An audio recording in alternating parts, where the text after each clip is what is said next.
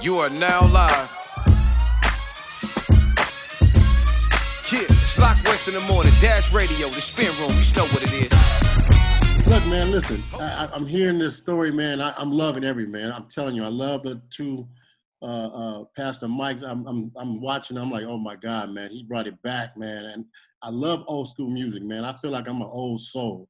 You know what I mean? I feel like I'm with you when you're saying, you know, playing that old school music. It gets to me, man. I don't know what it is, but what do you think about hip hop now? What do you think of the state of hip hop right now? The new artists. What do you think about that? You know, they say, I read once, that the music that you listen to from sixth grade to 12th grade is the music that stays in your heart for the rest of your life. Mm. Oh. And for me, I think that holds true. Mm-hmm. Is there new music that captures my heart and inspires me? Yes. Is it every record that comes out like it did when I was in the sixth grade? No. Is that because I'm no longer a kid? Maybe. Is it because I'm connecting to the music in a different way? Maybe. What keeps me grounded, to new music the most is that I travel the world and I play for people and I play in nightclubs all over the world, and I've never thought that being a DJ is playing what you love. Never. I thought it was, I thought my mission was to rock the party. If you could somehow play music you love in the midst of that and create some kind of musical identity where you sound like yourself and you sound unique, that would be great. But I know every new record because I have to know every new record. And when some of those records excite me, that's amazing. But when I was in sixth grade, you couldn't tell me there wasn't a record that came out that I didn't love. I loved every one. There was no discrimination. If a new album came out, it was in my yellow Sony Walkman, and that's what it was. If there was a signing at the local Tower Records, HMV, I was at HMV online on 86th Street in New York City. So, I think with age, when you're not a child anymore, I think your connection to new music becomes different. I think you're more selective and you discriminate more, and your taste has evolved, and your nostalgia, in a way affects you. Yeah, I think that's the best way I can explain it. We got DJ Cassidy in the building, hanging out inside the spin room. All right, Cass. Now, like you said just a second ago, you've traveled all over the world. You've been pretty much everywhere. Um, have you ever been to a club or seen another DJ and you go, man, that I never thought about, how he mixed that. I might have Every night. Every night. Even DJs that I don't think are killing it. There's always something. I could be,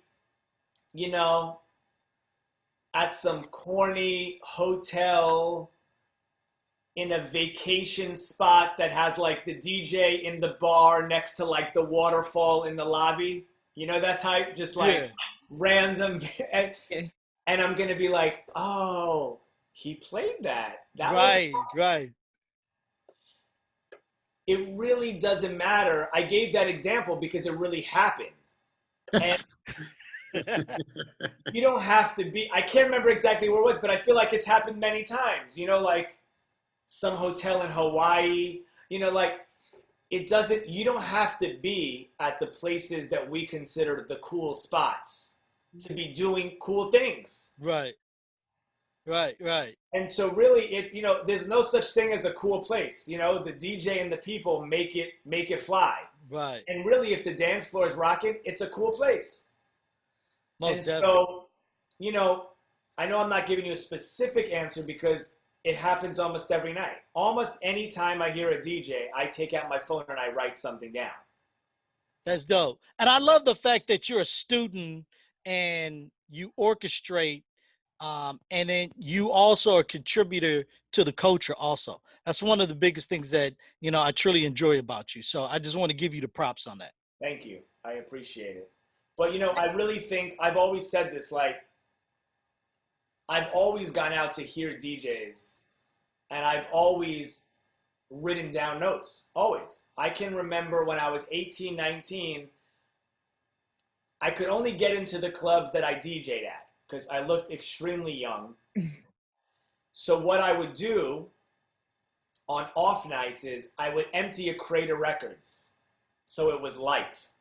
Instead of weighing 100 pounds, it would weigh 5 pounds. And I would go to the club I wanted to go at like 2 in the morning, and I'd have the empty crate. So they thought that I was the closing DJ, and they let me in. So There we go. And It's so great. I'm sorry, go ahead. no, go ahead.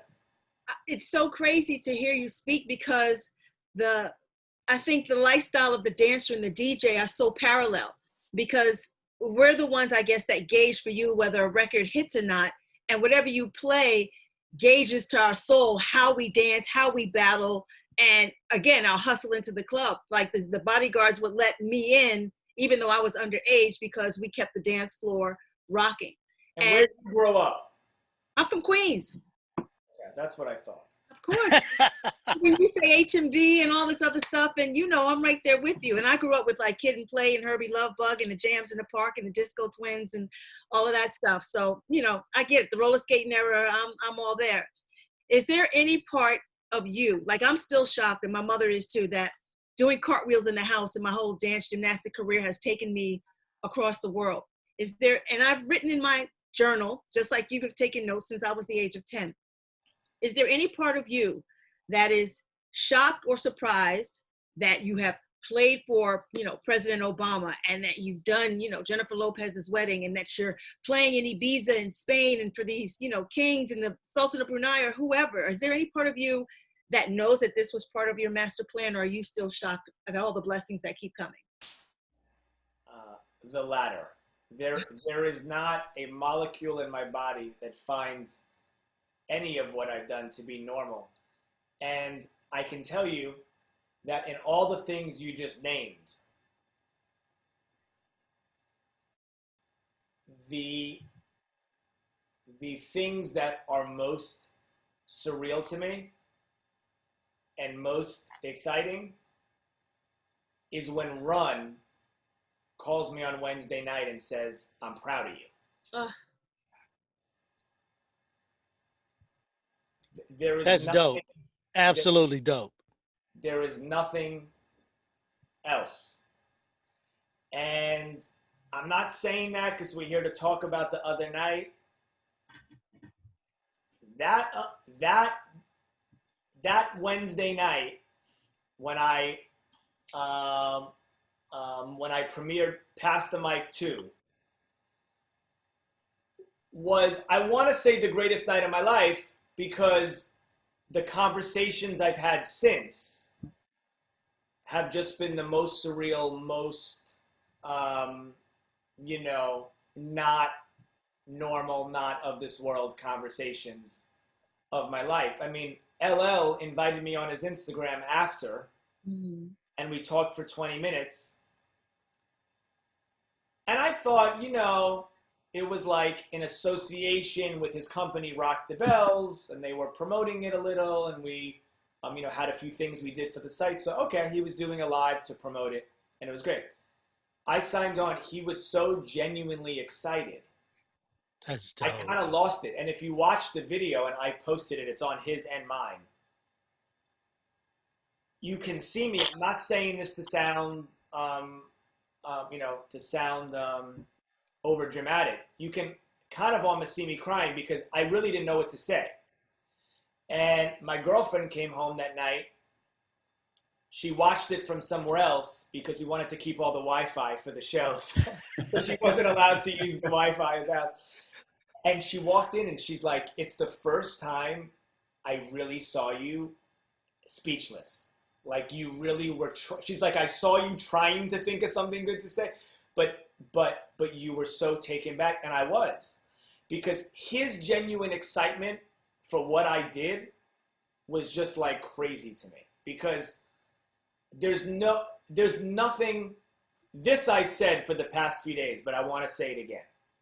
There was nothing normal about that to me. You know what I mean? Like, there's nothing normal about 35 of the greatest hip hop icons of all time, like doing a project for me all together and like shouting me out and like Rakim being like, Cassidy, make him clap to this. That was sick. Like, that was sick. Like, don't think for one split second that I find that to be normal. So Cassidy, since we're talking about Pastor Mike, Pastor Mike 1, Pastor Mike 2 is out right now. You guys can see it on YouTube. It's also on DJ Cassidy's social media platform at DJ Cassidy, so you guys can check it out. If you can break down for me, how did you come up with the concept of doing this? So I was FaceTiming with Verdine White. We've discussed him now several times, but that, makes sense because he's such a part of my life for the past 7 years. I met him when I was recording that first song. I reached out to Earth, Wind's manager, and they took part. And he and I became very close. He's like, he's like a mentor figure to me. So this was in the heat of the quarantine. Remember, like, in April and May when, like, no one was leaving the house? You were, like, scared to take out the garbage that you would touch the germ, like that era. By the way, I'm still like that. But this was, like, heat of the quarantine. Mm-hmm. And we were FaceTiming just to say hi, and That's the Way of the World came on. And that song, gives me all kind of emotions anyway on a normal day, but the world was in flux. Everyone was in their homes alone or feeling alone, and seeing him and his face is just always like joy to me. And hearing the song, the whole idea came to me. And it was exactly what you said, Les. It was like my relationships with my heroes, like how fortunate am I to be able to be on the phone with Verdine White of Earth, Wind & Fire when his song comes on. Like, that's a crazy feeling. And be like, oh, Verdine, your song's on. Yeah. And literally, we were like this, but instead of on the computer, it was on a phone, right? So I'm on my phone, and the Sonos comes on, and he's just on his couch. And I'm like, Verdine, listen. Hearts fire, create love, desire. And I said, yo, I need to do this. We're going to do this, and I'm going to do it with like 20 other people. How did you do it, though? Like, there's a delay and stuff. I was like, how did he sync this up so perfectly? It was so amazing. Thank you. I started calling people, first the people whom I knew. There were some people I didn't know. Ray Parker Jr. I know well, and he introduced me to Cheryl Lynn.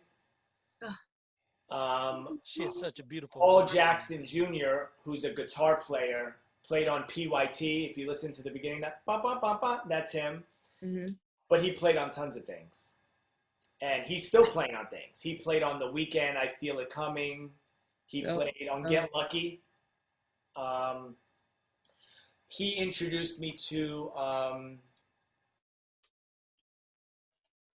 I feel like he introduced me to someone else too. So, there was a few people that I got introduced to, but really, there was no video to show for it. There was no example. There was no exhibit A. So I had to call people I knew because the idea was going to sound crazy. Like, will you Zoom with me and sing along to a song? Right. Through the microphone of a computer. Right. So I needed people who knew me and had some faith that I wasn't going to, make them look whack. And so I just started calling. And so, it came together. And Pastor Mike 1 took a long time, not because it took a long time, but because, there was no pressure. It was like, oh, 2 people this week, 2 next week, whatever. There was no reason, there was no goal, there was no, deadline. Whereas Pastor Mike 2, I was like, okay, people felt this, there's a demand, people want another, and then I didn't leave my house for 21 days. That was the past. Wow. Really 28, but the first 21, I don't think I walked out the door. Wow. Because there were 36 people. I mean, you was man. I mean, I'm gonna tell you right now, the Kid and Play, the Rakim, the Grand Poobah, The Big Daddy Pain. You EPMD. better stop it. Salt and pepper. Wait a minute, Les, you mentioned Kid and Play. Let me tell you about Kid and Play. So first, with Volume 2, I started with the people who I knew well. Mhm. So I called Greg Nice, he's a friend, called him first, called Smooth B, called Premier, called Vinny and Tretch. Mhm. I know Run and D, but like I didn't want to call them first. I like had to have a list of people. I just like just in case they were gonna ask. Right. I didn't quite call them at the beginning. LL too. I did not call at the beginning. But so I started calling people, and where was I going with this? Okay, so Kid and Play I did not know, and actually Chill Will, Mhm. who's Dougie Fresh's DJ, high school friend, and is a great guy. He loved Volume 1, and I've known Will for a while, but through Dougie. And I asked Will to connect me to one person, and Will actually really helped connecting me to all the people whom I didn't know. In fact, MC Search introduced me to one or two people, Greg Nice introduced me to one or two people, and Chill Will kind of did the rest. But at least, 50 to 75% of the people I knew, and I called them first. So Kid and Play I didn't know. So I got on the phone with each, and I told them what I wanted to do. And I'll tell you why watching them is one of my highlights, although I can't really pick a highlight, but I'll just tell you why I love watching them. Because their chemistry, and let me remind you, I don't want to give away too many of my, tech secrets. They didn't do it together. You probably assume that. Of course. If you know the backstory, then yeah. I was gonna say no. I hope. So I didn't Zoom with them together. I kind of thought that was separate. I kind of felt that. So when Kid is like starting his rap and plays looking like this, Yeah. and it's like, it's like number one, you remember, oh, they're actors, because they're really doing it. And I didn't realize when I was doing it, because when I'm doing it, I'm like, I'm like the tech and I'm like the key grip and like so I'm not even paying attention. I just want to get through it without the Wi-Fi going out. And I'm like, okay, it's good. We're going. Let's go. 3 takes. And watching them, you can like feel their chemistry and they just jump off the screen. And I mean, look, I could tell you a story about all 36 people, but I'm saying it was cool because I didn't know them. And we connected right away, and they loved the idea, and they watched the first one, and just watching it back, I was like, they were really talking to each other. And they weren't on with each other, and they just killed it. They just knew what to do with each other. Their chemistry is so ingrained in them, Yeah. Outside of you doing this and getting all of the accolades and the praise for putting on a phenomenal performance and TV time, has it impacted you on how you have made each one of us across the globe really feel like you have turned our mental health into a moment of hope and possibility and happiness? Like you really have transformed each one of us while we are stuck in the house in a way that, sure, we're seeing all these other DJs do great stuff, but literally pass the mic is just something else that has been, I don't know, medical, and you know what I mean, what I'm saying? Therapeutic. Very therapeutic. Absolutely. Well, first of all, you're making me emotional. I mean that. And I don't think that has quite hit me. I'm still in the phase of being in awe that my heroes actually enjoyed what we did and that they were happy to be a part. And I called all 36 people. I've spoken to most. There were a few I haven't been able to connect with yet, but I will tomorrow, I'm sure. And literally hearing their genuine excitement and hearing that they were proud of it was like, has been just occupying so much of my emotion. You know, I've been like waking up at 7 a.m. Like, I don't wake up at 7. Like, I sleep, you know, to like at least 10. Like real DJs. So late. I'm like going to bed at 4 or 5 and waking up at 7 or 8 because I'm genuinely excited. And that's incredible to hear what you've said. And no, I don't, that has not hit that my 2 little videos have. I mean, I understand it's made people smile and you know, feel uplifted by, you know, by the video when they're watching it. But no, what you said, the depth of what you said of how it's really made people happy and kind of turned the frown upside down, I don't think that has really completely settled in. That song, Last Night a DJ Saved My Life, rings truer than ever with Volume 1 and Volume 2 of Pass the Mic. And I'm getting a little emotional because I know how I felt each time that I watched it. Like that I'm texting everybody and I'm calling everybody and I'm DMing and I'm sending them the link. And I'm just like, how do you, and I don't even know if this is a goal to try and top it. What do you do for Volume 3? I was gonna ask. Can I put mine in? Can we go 90s R&B? Like, I'm just throwing my. I was gonna say I want R&B. I want R&B too now. I'm gonna show no reaction right now. He's like, man, I just did 21 days. I want to just.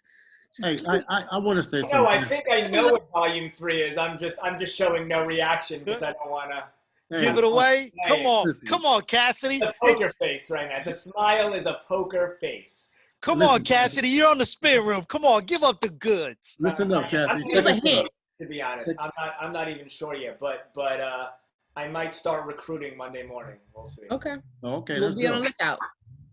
I'm Hey, about to get back up, damn real.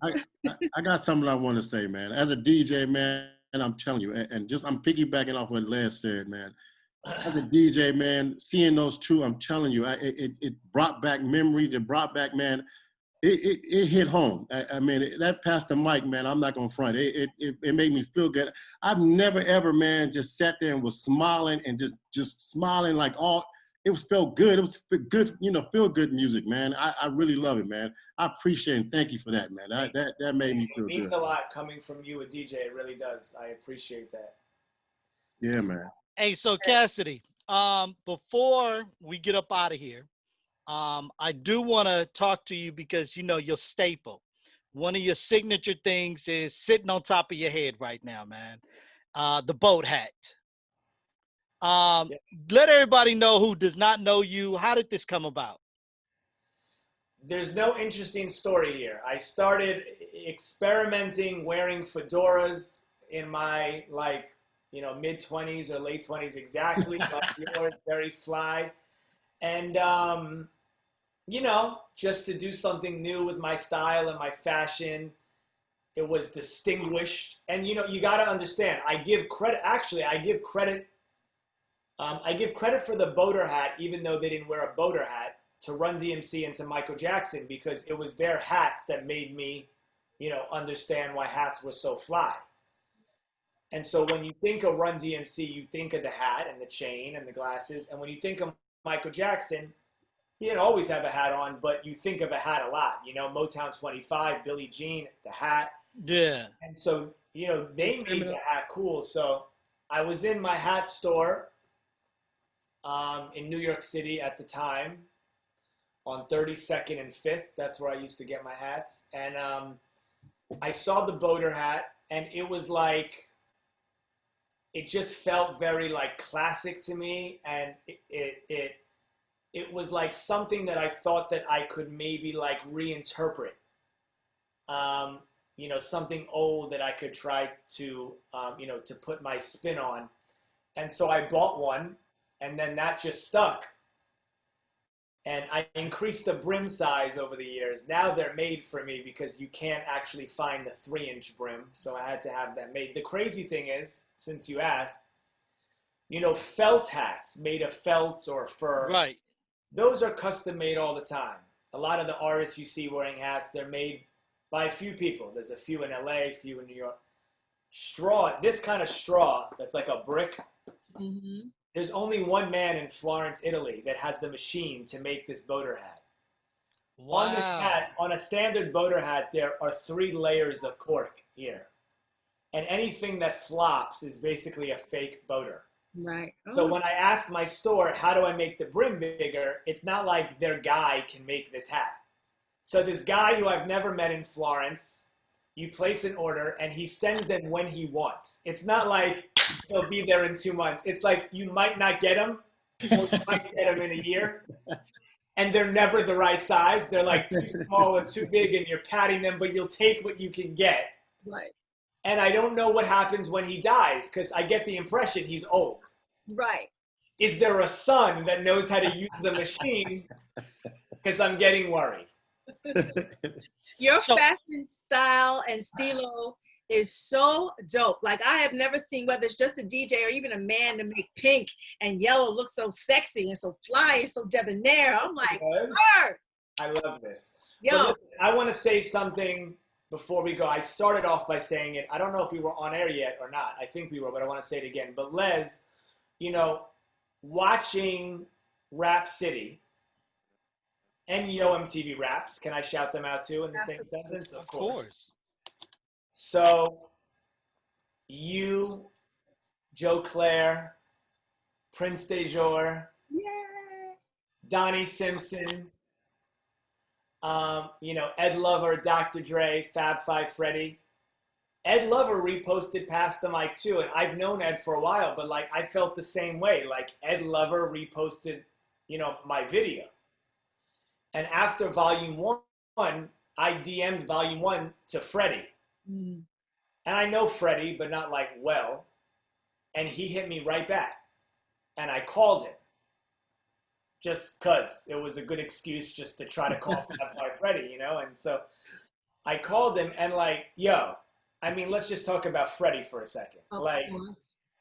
if you watch Wild Style, like what this guy did, Man, we talk about Russell, right? Right. Russell and Freddie did around a similar time in like bridging gaps, you know, and Freddie, I mean, I don't know if this is word for word true. I think it is, but like introducing Basquiat to Debbie Harry and like Warhol to Grandmaster Flash, like who does that? You know what I mean? Like who like brought Flash and you know Crazy Legs to a party with, you know, Blondie and Basquiat, and like he did that at age like 22 and really had the foresight to be like, okay, graffiti could be in a gallery in Soho, Flash could DJ downtown, you know what I mean? And Russell, you know? And I'm sure there were, you know, I'm sure there was, you know, a kind of, you know, crew of other people in that, you know, creativity, in the world of creativity that they were in. But anyway, so I wanted to say to you, Les, you guys, all the hosts of these shows, that was my childhood. You know, that was, you know, without Rap City and Yo MTV Raps, Video Soul, like, where was I going to see these videos? Oh, I forgot about Ralph McDaniels. Oh, Video Music Box. Don't let me finish this conversation and not say that. Of course. And the box, but there was no host on the box, right? It was just like Pay your dollar There and you get go. what? Put your money It up. was like channel 66, at least where I lived. I remember when Wu-Tang came out with Cream, it would be on 20 times. It was like the Man. weirdest. Man, yes. But anyway, like, you know, the hosts, you know, there were not many. You know, I just counted three on Rap City. Was it 3 mainly? Or? There was a lot of us. Chris Thomas, Prime. But the 3 that I mentioned, was that like an era or? It was. We were mostly the 90s because Chris Thomas started, he was the first one, and he started like early 90s. And then Prime came in between, and then it was DeJour, myself, Joe, and then Tigger came after. Tigger was towards like 98. Yeah, he was later. Yeah, Yeah. because I was already like in high school. So, you know, and he posted it too. Tigger also posted it. And so to see you guys like embracing what I did, that's why the second I saw you on Instagram, I was like, yeah, like I was looking forward to this because If you really think about it, right, where did I fall in love with those rappers? Mhm. Hot 97, 98.7, Kiss. Right. But you fall in love with people by seeing them, I think. You know, that's what changed, you know, in the 80s. You got to see artists. You know, early 80s didn't have that. And, you know, the early rappers didn't get that. But starting in the mid 80s, you know, that's where I got to see everyone and to want to dress like them. And I mean, I watched you guys every day, you know? And so to have you, Tigger, Ed, Freddie, watch what I did, it's really, I'm happy we're speaking because it made me realize it really is kind of a tribute, you know, to you guys and the shows that you guys hosted, because that's what created the love affair with those artists, being able to see them rap live, see the videos, want to dress like them, want to be like them. So thank you, and thank everyone I named for having those incredible shows, because there weren't many. Rap City, Yo MTV Raps, you know, Video Music Box, like that's all I remember. Yeah, D Barnes, Pump It Up. Yep. Yes, Yeah. of course. Yeah. Congratulations. Amazing. Thank you. And so you guys were, you know, you created that. You allowed the world to, you know, to see everyone. Well, And thank so you. I was really excited to talk to you. Yay. Well, I'm so excited. I got palms in the air, doing cartwheels. I'm like happy to have told Pee Wee. I was like, Pee Wee, he hit me back. Hey, yes, she was. Fanning out. Like, but I think that's just, you know, artists recognize artists. And when you get chills and the hairs on your skin stand up because of somebody's creativity and genius and vision, then you just embrace it, you know, and you have to celebrate it. And I just want to celebrate you. So thank you for all that you're doing and continue to do. Thank you, man, brother. What's Yes. next? What's next? Hi, DJ Cassidy. For having me. This was amazing. Really, it was. Thank you very much. I'm honored to be a part, and I'm just so excited by the enthusiasm that you have. Really, thank you. All right, DJ Cassidy, before you get out of here, we got to play this game real quick. Okay. It's called Would You Rather? Okay. Don't put me too much on the spot. Yeah, would you rather? Before we get up out of here, DJ Cassidy, since you are a DJ to the stars, would you rather DJ for the rest of your life the Obamas or the Carters? Don't do that to me. You know, I guess you have to choose the president. J and B, forgive me. I guess it's the president, you know? It's the president. That's probably the toughest question you could ask. I think J and B would want me to say the Obamas. I think they would. Okay. All right. Would you rather stop time or travel back in time? Travel back in time for sure. I'd want to be 20 years old in 1988. Woo! That's dope. Would you rather run with the bulls or swim with the sharks?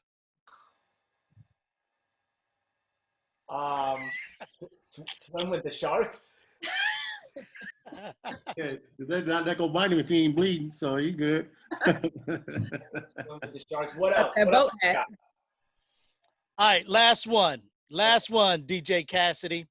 Would you rather go on tour with Run DMC or Eric B and Rakim? I mean, this is almost as bad as your first question. Look, I have to man. say Run DMC. You know, they're my heroes from day one. Dope. Oh, We love you, Cassidy. Thank you for everything, seriously. And Thank we you, can't guys. wait. This was amazing, really. I love you guys. Thank you so much. We Man. can't wait for the movie, your biopic. We can't wait for the book, the documentary. Biopic. It's coming. It's coming. It's coming. I know A it. few more decades before a biopic. Well, ladies and gentlemen, thank you guys very much for rocking with the Spin Room crew. Thank you to DJ Cassidy, our special guest, hanging out with us, talking about, you know, his life, from the beginning and to the future, man. We wish you nothing but continued blessings. For Big Les, DJ Ron, C, J Tasha, I'm your man, Bigg Pwee. We are the Spin Room. You guys have a good one. Peace. Yes. Bye, guys. Yeah, you are now live